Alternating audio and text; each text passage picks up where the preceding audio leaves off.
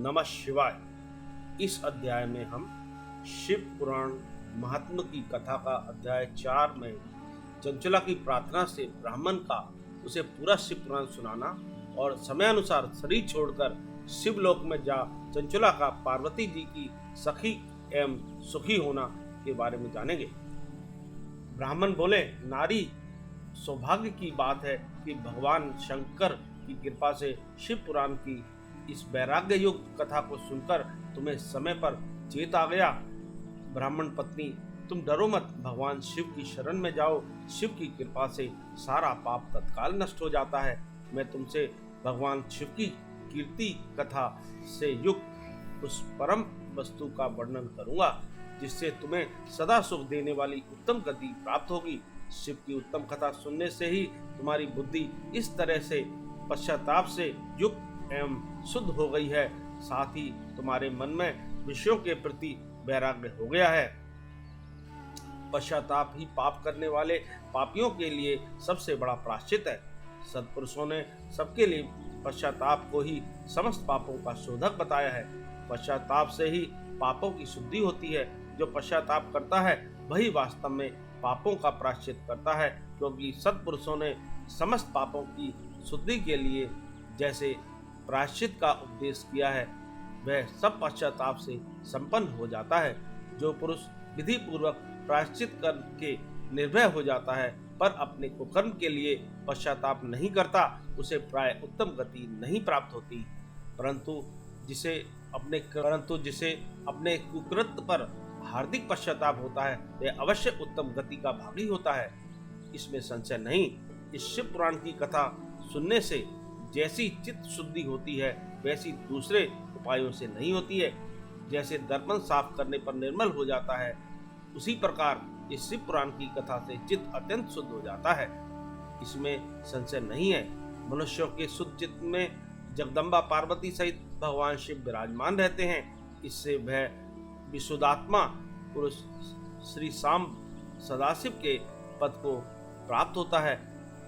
इस उत्तम कथा का श्रवण समस्त मनुष्यों के कल्याण का बीज है, अतः यथोचित से इसकी आराधना अथवा सेवा करनी चाहिए। यह भव बंधन रूपी रोग को नाश करने वाली है। भगवान शिव की कथा को सुनकर फिर अपने हृदय में उसका मनन एवं निध्यासन करना चाहिए। इससे पूर्णतया चित्त शुद्धि हो जाती है।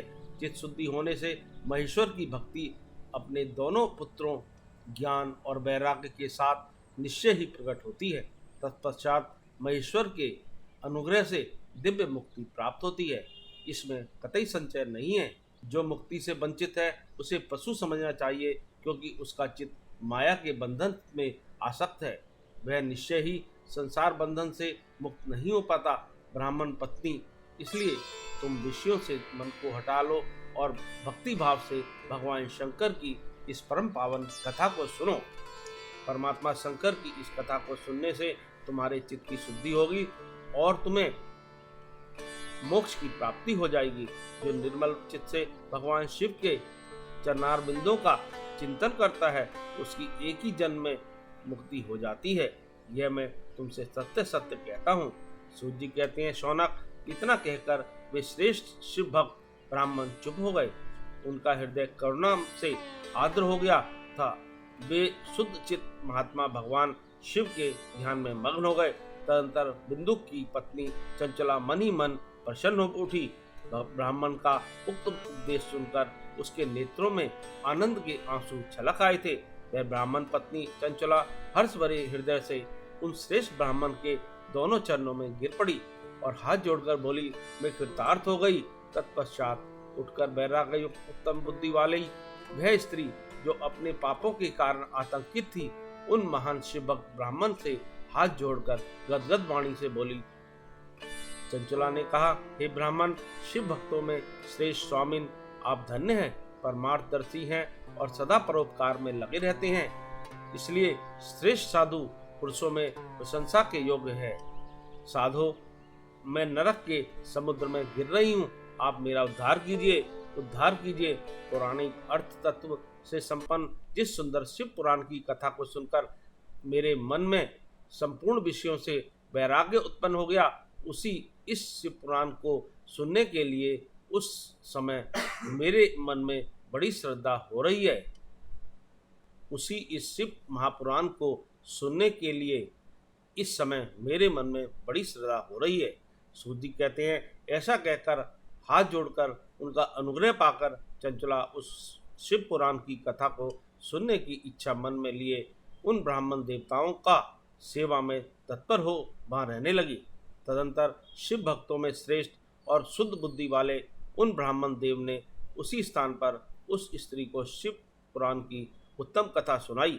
इस प्रकार उस गोकर्ण नामक महाक्षेत्र में उन्हीं श्रेष्ठ ब्राह्मण से उसने शिव पुराण की वह परम उत्तम कथा सुनी, जो भक्ति ज्ञान और वैराग्य को बढ़ाने वाली तथा मुक्ति देने वाली है।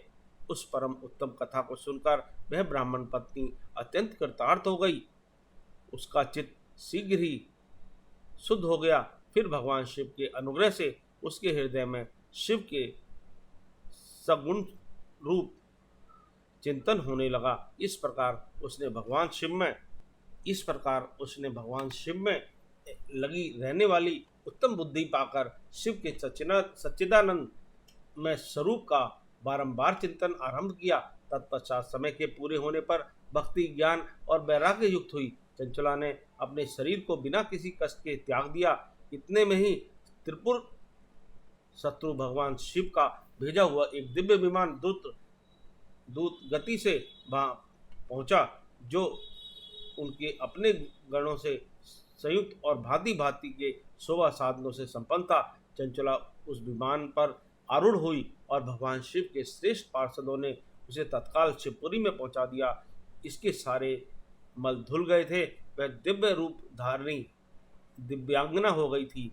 उसके दिव्य अवयव उसकी शोभा बढ़ाते थे। मस्तक पर अर्धचंद्र का मुकुट धारण किए वह गौरांगी देवी शोभा वाली दिव्य आभूषणों से विभूषित थी। शिवपुरी में पहुंचकर उसने सनातन देवता त्रिनेत्रधारी महादेव जी को देखा। सभी मुख्य देवता उनकी सेवा में खड़े थे। गणेश, भृंगी, नंदीश्वर तथा वीरभद्रेश्वर आदि उनकी सेवा में उत्तम भक्ति भाव से उपस्थित थे। उनकी अंग कांति करोड़ों सूर्य के समान प्रकाशित हो रही थी। कंठ में नील चिन्हित शोभा पाता था। 5 मुख और प्रत्येक मुख में 3-3 नेत्र थे। मस्तक पर अर्धचंद्राकार मुकुट शोभा देता था। उन्होंने अपने वामांग भाग में गौरी देवी को बिठा रखा था, जो विद्युत पुंज के समान प्रकाशित थी। गौरीपति महादेव जी की कांति कपूर के समान गौर थी। उनका सारा शरीर श्वेत भस्म से भासित था। शरीर पर श्वेत वस्त्र शोभा पा रहे थे। इस प्रकार परम उज्जवल भगवान शंकर का दर्शन करके वह ब्राह्मण पत्नी चंचला बहुत प्रसन्न हुई। अत्यंत प्रतीयुत होकर उसने बड़ी उतावली के साथ भगवान को बारंबार प्रणाम किया। फिर हाथ जोड़कर बड़े प्रेम, आनंद और संतोष से युक्त हो विनीत भाव से खड़ी हो गई। उसके नेत्रों से आनंदाश्रुओं की अविरल धारा बहने लगी तथा संपूर्ण शरीर में रोमांच हो गया। उस समय भगवती पार्वती और भगवान शंकर ने उसे बड़ी करुणा के साथ अपने पास बुलाया और सौभ्य दृष्टि से उसकी ओर देखा। पार्वती जी ने तो दिव्य रूप धारणी बिंदु का प्रिया चंचला को प्रेम पूर्वक अपनी सखी बना लिया। वह उस परमानंद धन ज्योति स्वरूप सनातन धाम में अविचल निवास पाकर दिव्य शौक से संपन्न हो अक्षय सुख का अनुभव करने लगी। इति श्री महाशिव पुराण अध्याय 4 समाप्त।